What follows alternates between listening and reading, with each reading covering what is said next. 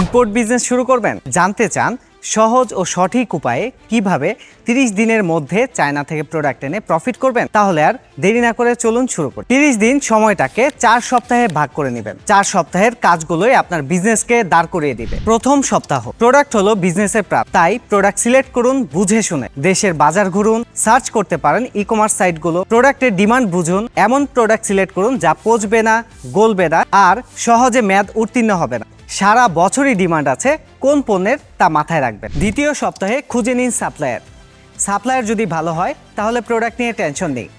মাথায় রাখবেন বিজনেস মার্কেটে সবাই ব্যবসায়ী, তাই সবাই লাভের আশাটাই করবে। আপনি চায়নায় পণ্যের দাম বুঝে দেশের বাজারে লাভ হিসাব করতে পারবেন না, তাই খরচের হিসাবের খসড়া করে নিতে হবে। তৃতীয় সপ্তাহ, প্রোডাক্ট সিলেক্ট করলেন, সাপ্লায়ারও সিলেক্টেড। এবার কাজ হলো স্যাম্পল আর অর্ডারের। প্রোডাক্ট স্যাম্পল যেন পেইড হয়। স্যাম্পল দেখে বুঝে নিন আপনি যেভাবে চাচ্ছেন সেভাবে পাচ্ছেন কিনা, তারপর অর্ডার করুন। বেশি নয়, অল্প প্রোডাক্ট দিয়ে শুরু করুন। লাভ হলে ধীরে ধীরে অর্ডার বড় করুন। এবার আসি চতুর্থ সপ্তাহে। কথায় আছে শেষ ভালো যার সব ভালো তার। এবার প্রোডাক্ট দেশে আনার পালা। প্রথমেই শিপমেন্ট। অল্প খরচ ও নিরাপদে প্রোডাক্ট আনার ওয়েই হলো বেটার ওয়ে। হতে পারে শিপিং, ডোর টু ডোর কিংবা কুরিয়ার। কাস্টম শেষে এবার স্টার্ট করুন সেলিং। ঠিকঠাক সেল করতে জানলে ইম্পোর্ট বিজনেসে সফল হতে সময় লাগবে না।